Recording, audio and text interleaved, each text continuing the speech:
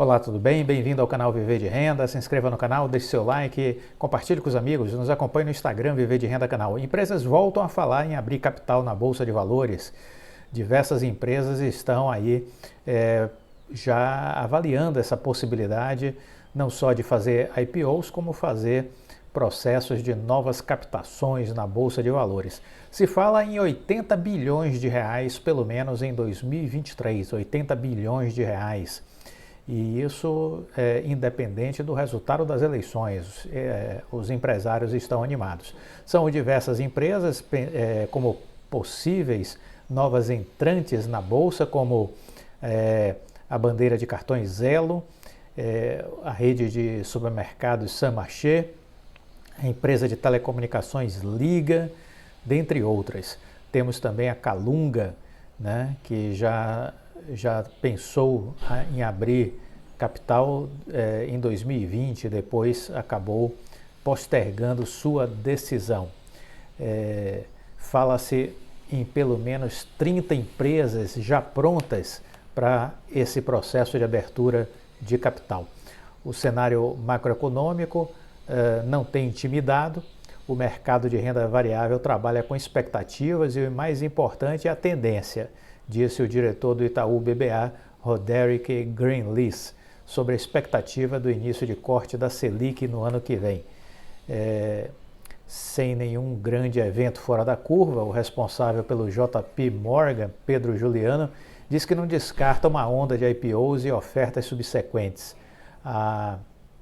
O mercado europeu, por exemplo, se animou com a oferta que foi feita da Porsche, mostrando que existe sim, em qualquer parte do mundo, apetite por ações, por ofertas de ações de grandes empresas, mesmo que o cenário ainda siga desafiador. Então é isso, quer dizer, o mercado começa a olhar e enxergar possibilidades. 80 bilhões de reais, pelo menos, podem movimentar a Bolsa com novas operações a partir do ano que vem. Eu sigo otimista, não tenho nenhuma preocupação com as eleições presidenciais no Brasil. Desde março eu já vinha dizendo que a volatilidade seria pequena. Em junho eu entrei na lista daqueles que acreditavam que a volatilidade seria zero. E isso foi muito bem também defendido por pessoas do mercado financeiro, como André Esteves, do BTG Pactual, e o próprio presidente do Banco Central Brasileiro, Roberto Campos Neto, né? Então, eles me passaram, vamos dizer assim, o termômetro do mercado, tanto dos investidores nacionais como dos estrangeiros. Estou falando dos grandes investidores, daqueles que tomam suas decisões de forma muito distinta da maioria dos pequenos investidores, que acabam levando para a Bolsa suas ideias, que quase sempre não são ideias adequadas ao que pensam os grandes investidores. Bom, me chamou a atenção uma matéria que saiu no Estadão, que realmente foi muito chamativa, vamos dizer assim. Renda fixa é porto seguro pelos próximos anos. É muito estranho ver uma matéria falando sobre isso. Não é razoável defender colocar dinheiro na renda fixa, não é razoável. Ah, mas Clóvis, dá 15% ao ano. Olha, desculpa, tem muita coisa dando 50%, 100% na Bolsa de Valores. Então, não dá para acreditar que alguém defenda a renda fixa como estratégia de investimento. Não faz o menor sentido, desculpa. Para mim é desconhecimento, é a falta de conhecimento que leva as pessoas para a renda fixa. Então, ao invés de dizer que é bom investir em renda fixa, vamos dizer assim, a renda fixa é uma proteção para aqueles que não têm capacidade de investir em coisas que podem performar muito melhor do que a renda fixa. É isso. Então, vamos nos render à evidência que o despreparo leva as pessoas à renda fixa. Assim como o despreparo mantém quase que R$1 trilhão nas cadernetas de poupança. Não é? É o despreparo. Então, é preciso, de alguma maneira, mudar essa realidade. Mas veja, cerca de 3% da população brasileira investe em ações, em bolsa de valores. 3%. Se você considerar os fundos de investimentos e tudo mais, com muito bom, vamos dizer assim, com muita boa vontade, podemos chegar a 4% da população brasileira investindo direta ou indiretamente no mercado de ações brasileiro. Nos Estados Unidos, isso chega a 54%, entre 54% e 58% da população, a depender da época. Entre 54% e 58%. Então, realmente é muito diferente a nossa realidade da realidade americana. É questão de cultura, é uma questão cultural, né? Então, é algo que precisa ser trabalhado, né? E as pessoas precisam buscar informações, conteúdos, né, conhecimentos. A internet ajuda, mas ela não é suficiente, tem muita coisa aí que vamos dizer assim, armadilhas na internet, então muita atenção, muito cuidado. Bom, já falei aqui em vídeos essa semana sobre a Cosan, que ela está comprando aí uma fatia relevante das ações da Vale, quer chegar até 6,5%, é uma posição minoritária, mas é uma posição relevante, né? É uma combinação aí de ações compradas no mercado à vista, totalizando 1,5% do capital da companhia e um zero cost collar de mais 3,4% de capital, perfazendo 4,9%. E a empresa ainda quer fazer uma segunda operação e chegar à aquisição de mais 1,6%, mas isso vai depender de autorização do CAD, né? É uma operação estruturada, ela não aumenta o endividamento da Cosan e o mercado a princípio ficou apavorado, e as ações da Cosan caíram, eu vou falar sobre isso, mas é uma operação da forma como foi estruturada, ela não aumenta o endividamento da Cosan neste momento, dado que o desembolso está sendo financiado por um instrumento non-recourse lastreado nos dividendos de algumas de suas empresas. Além de limitar o risco, a estrutura dá à Cosan a opção de converter ou não seus derivativos, o grosso da posição, numa participação de fato ao longo dos próximos 5 anos. A empresa pretende financiar a compra da Vale vendendo ativos monetizáveis e que tenham um valor incontroverso e sem diluir o acionista da Cosan, disse o chefe de operações estratégicas da empresa, Marcelo Martins. A Vale é o mais novo ativo de um portfólio que o empresário Rubens Ometo começou a montar em 2008, quando a Cosan fez sua primeira aquisição fora do setor de açúcar e etanol, que foi justamente a Esso. Em maio, agora recentemente, o Martins ele disse aos investidores que alguns desses ativos já estão maduros e que a empresa começaria então a fazer uma revisão do portfólio. A participação na Vale reforça o perfil da Cosan como um player de recursos naturais.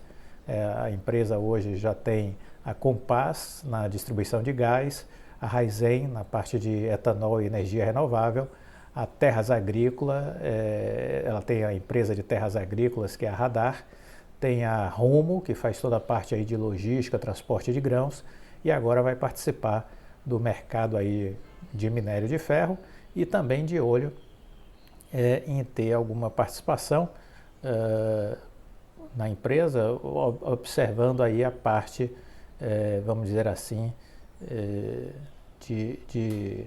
de reorganização empresarial que a Vale está fazendo, no sentido de dar maior dinâmica à parte de metais básicos, né? Então é isso, quer dizer, agora o mercado, a priori, o mercado reagiu negativamente, né? O mercado reagiu negativamente, ele não digeriu bem esse avanço da Cosan, né? Aí as ações tiveram queda e isso desde que o anúncio foi feito, né? E qual a preocupação? A preocupação é que essa operação pudesse comprometer as finanças da empresa. Então, isso ficou demonstrado em um cálculo que foi feito pelo Goldman Sachs, segundo o banco americano, considerando o valor de mercado atual da Vale, que é de 67 bilhões de dólares, essa transação, se for utilizar recursos financeiros, ela representa aí uma operação de 3,3 bilhões de dólares, e isso representa 51% do valor de mercado da Cosan, que está em 6,5 bilhões de dólares. O CEO da empresa, o Luiz Guimarães, mais o CFO, o Ricardo Levin, fizeram uma teleconferência com os analistas na semana que passou para explicar a estrutura da operação e afirmar o que todos queriam ouvir. A empresa não está fazendo nenhuma loucura ao investir na Vale. Essa operação não compromete a saúde financeira da Cosan, porque se isso for colocado em jogo, essa transação não será levada em prática, não será levada à execução. Se chegarmos à conclusão de que a participação deve ser desfeita por alguma razão, ela será desfeita. A posição de 4,9% montada através de compra de 1,5% de ações no mercado à vista, com outros 3,4% via instrumentos financeiros derivativos com proteção de downside do preço das ações da mineradora, no chamado collar. O collar é uma operação com opções que visa proteger uma posição em caso de queda no mercado, ao mesmo tempo em que há chances de ganho se o mercado se valorizar e o preço subir. A Cosan pode alcançar uma fatia de 6,5% da capital da Vale. Para isso vai precisar de uma autorização do Conselho Administrativo de Defesa Econômica. Segundo os executivos, a operação foi viabilizada por uma combinação de linhas de crédito non-recourse de longo prazo, com parte financiada através de empréstimo ponte que envolve uma estrutura de equity com ações preferenciais da Raizen e da Compass, empresas do setor de gás natural que abriga a Comgás. Eles afirmam que os dividendos dessas duas empresas amortizarão o financiamento.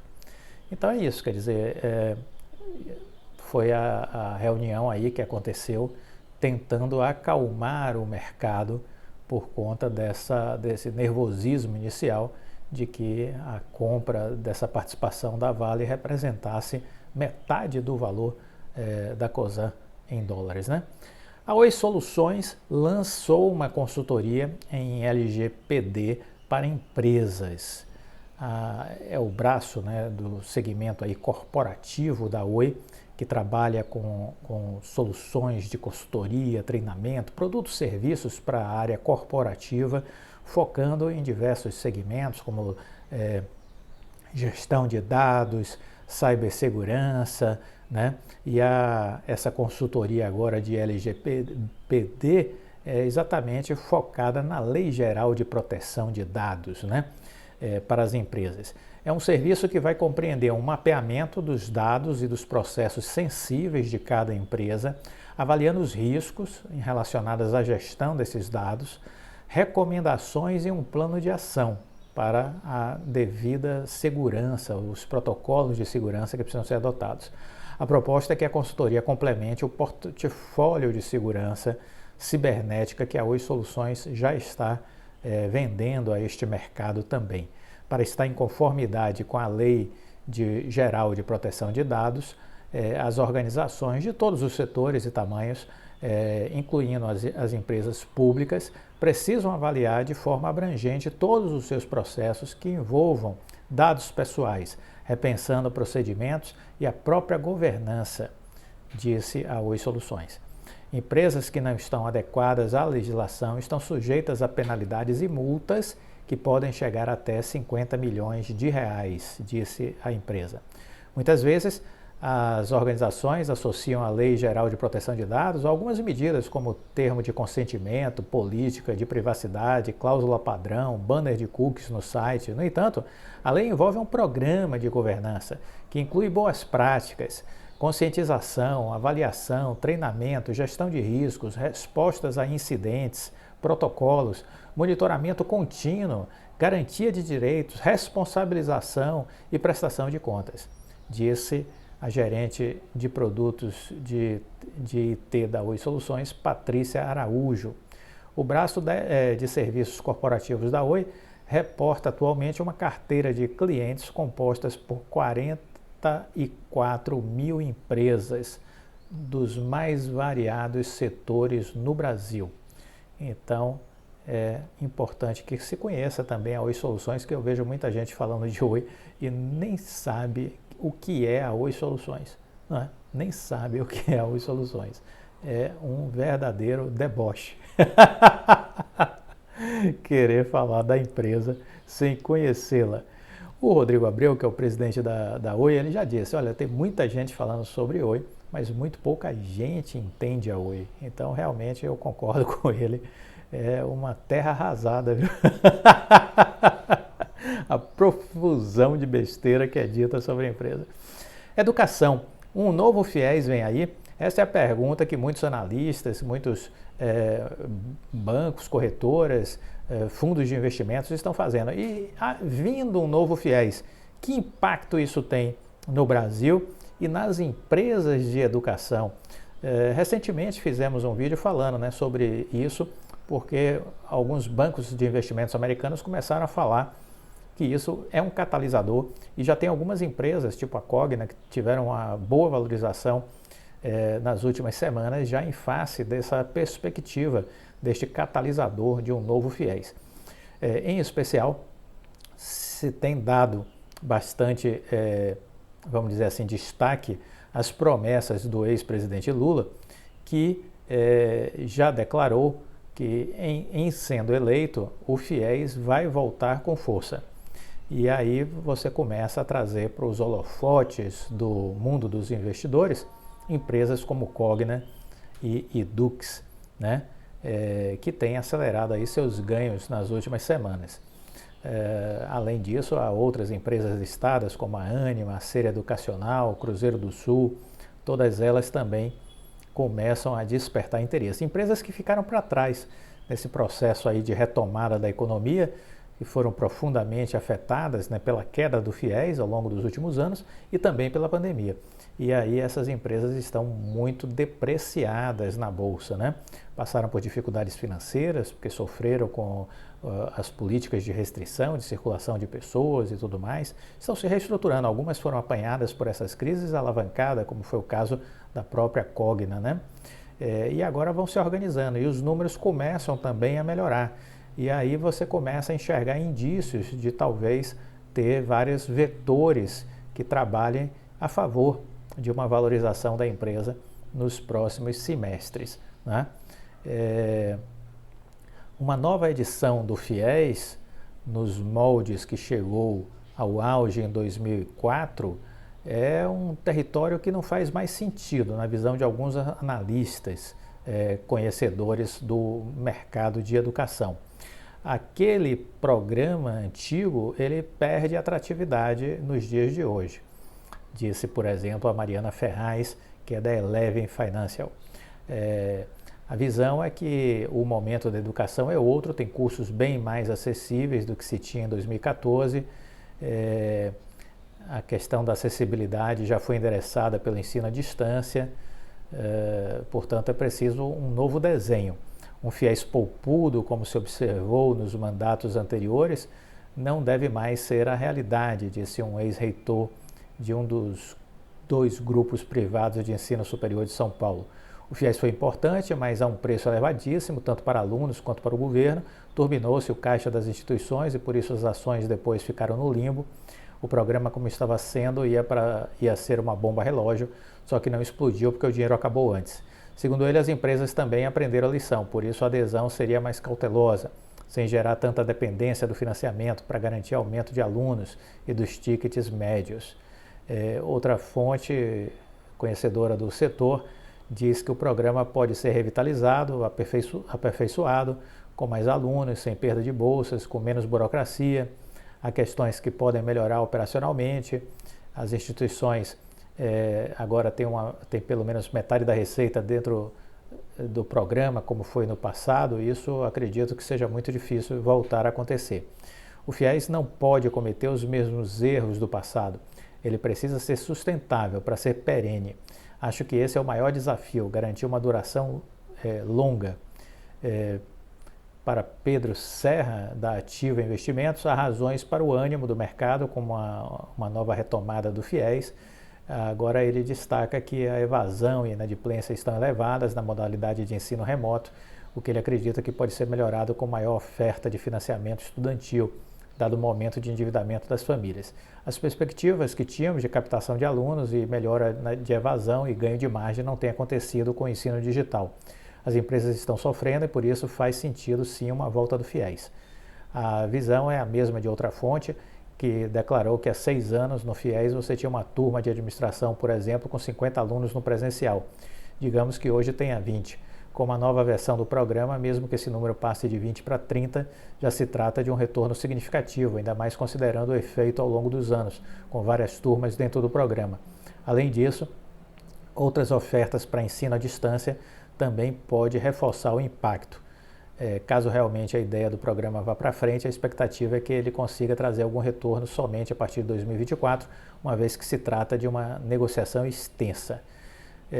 Analistas do JP Morgan calculam que uma injeção de 18 bilhões de reais no programa permitiria um valor de financiamento de 270 mil contratos, o que implicaria um crescimento de 10% das receitas das empresas do setor entre 2024 e 2030, com impacto positivo de 20% no EBITDA.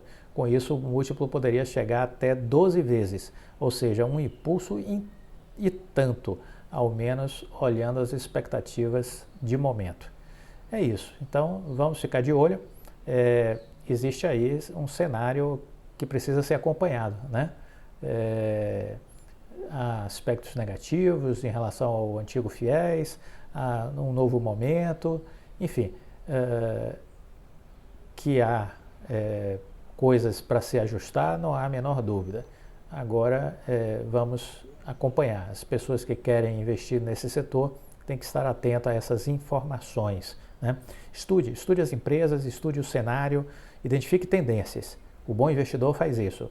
Ele estuda as empresas que quer investir, analisa o cenário, tenta identificar tendências e se antecipa aos movimentos. Isso que é importante. De nada adianta querer fazer algo depois que aconteceu, né? Então, aí já não faz mais sentido, você já perdeu a onda já foi embora.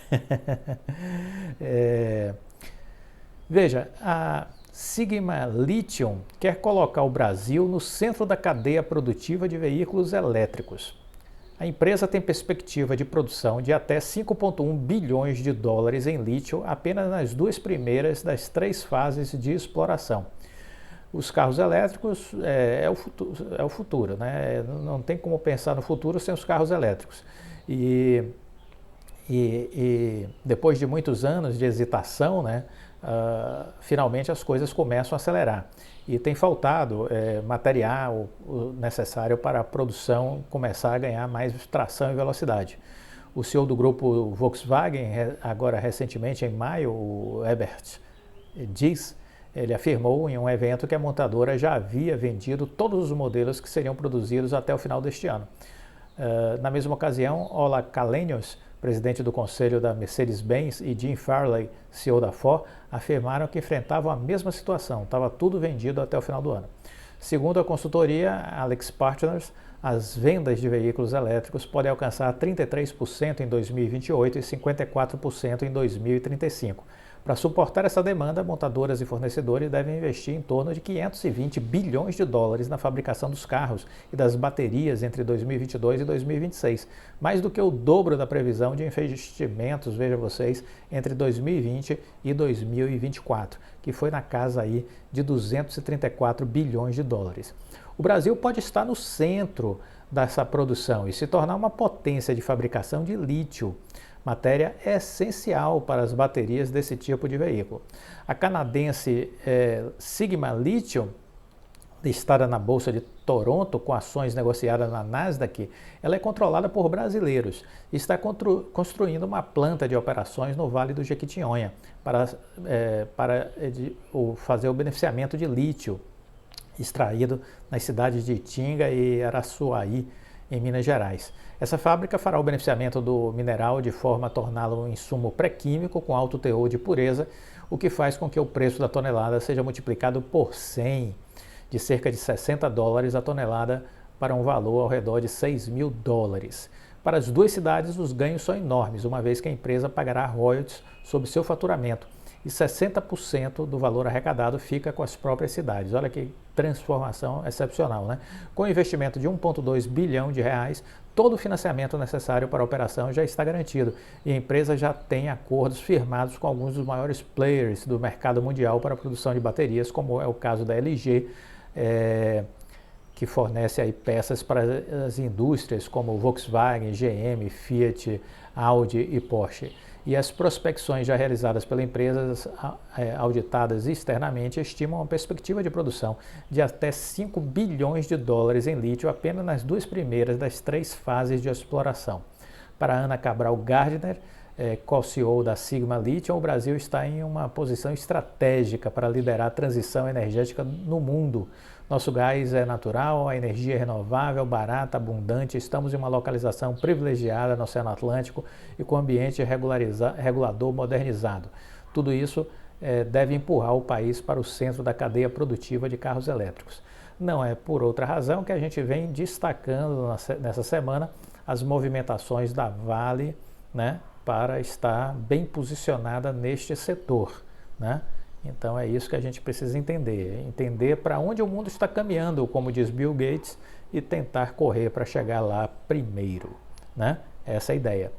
Olha, eu queria aqui fazer um comentário, eu achei essa história muito interessante, eu acho que a gente precisa compartilhar boas histórias, bons exemplos. Um paulista de 71 anos, ele conseguiu plantar 37 mil árvores na zona leste da capital. Ele começou essa iniciativa há 19 anos e rendeu a criação de um dos maiores parques lineares do mundo, na segunda região menos arborizada da cidade de São Paulo. Foram 200 árvores no início, em 3 meses foram alvo de vandalismo e destruição, depois foram 500 árvores, mas o número ainda foi insuficiente para enfrentar a fúria da ignorância humana.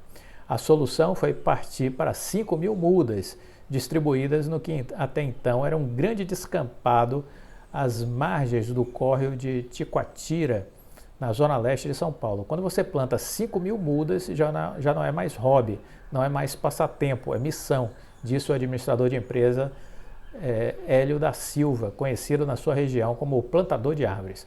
Daí em diante eu continuei plantando, não parei nunca mais. Inclusive ontem plantei umas 70, sábado agora planto mais 80 e vou continuar fazendo isso, disse Hélio, que tem 71 anos e um saldo de 37 mil árvores nativas plantadas desde 2003. Embora tivesse destruído as 200 e depois 400, aquelas 5 mil que eu havia plantado começaram a ficar grandes. Tem espécie que cresce rápido e eu me articulei com a Prefeitura de São Paulo e a Secretaria de Meio Ambiente, que aproveitaram que já existiam essas 5 mil árvores para criar ali o primeiro parque linear da cidade, diz ele muito orgulhoso.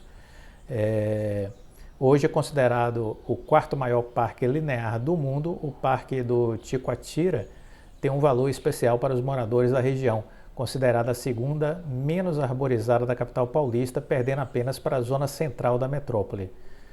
As primeiras espécies foram de pés de jacarandá e jequitibás, sempre com cuidado de selecionar árvores nativas da Mata Atlântica. Muito bacana, viu? Parabéns, Hélio, pela iniciativa. A gente precisa deixar uma herança para o mundo, um legado para o mundo. Eu acredito muito nisso, viu? Trabalhei com um grande bilionário alemão que ele me dizia isso. Nós temos que ter um propósito e temos que deixar um legado. Temos que sair deste mundo deixando ele um pouco melhor. Faça a sua parte, faça a sua vida valer a pena. Eu jamais me esqueci dessas palavras e procuro fazer algo de diferente e isso me deixa muito feliz. A Vale, voltando à Vale, viu? Essa semana a gente tem falado muito de Vale. A Vale assinou um acordo com uma siderúrgica alemã para produzir o que se chama aço verde. Esse memorando de entendimento inclui a adoção do briquete verde da Vale pela europeia. O produto levou 20 anos para ser produzido e a expectativa é de que ele reduza em até 10% as emissões na produção de aço. a Vale e a siderúrgica alemã Stahl Holding SAR assinaram um documento para a adoção do briquete verde da mineradora brasileira pela empresa europeia e a instalação de uma fábrica da Vale próxima às instalações da parceira em Sarre, na Alemanha. A produção de aço verde está programada para iniciar agora em 2027.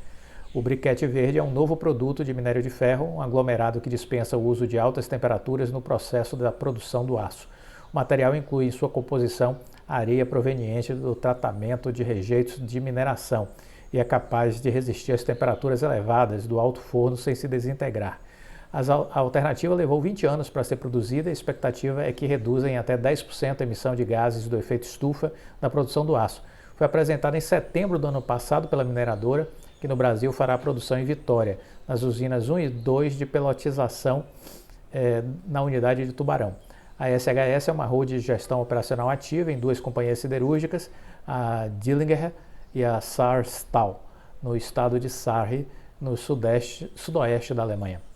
A primeira produz chapas grossas de aço para setores como construção e em aço, offshore e tubulação. Para a produção de aço verde, a siderúrgica terá um forno elétrico a arco em uma unidade de redução direta para a produção de ferro esponja. A empresa alemã, por sua vez, produz fio, na sua outra unidade, produz fio máquina e vergalhão de alta qualidade, na Saarstahl, para as indústrias automotiva e engenharia geral. Sua nova rota de produção incluirá um forno elétrico e arco. Então, esse acordo se encaixa no compromisso da Vale de reduzir 15% as emissões líquidas de escopo 3, que é de responsabilidade indireta da companhia, até 2035, e desde o ano passado a mineradora já engajou em seus esforços a redução de emissões, cerca de 30 siderúrgicas, que representam metade de suas emissões de escopo 3.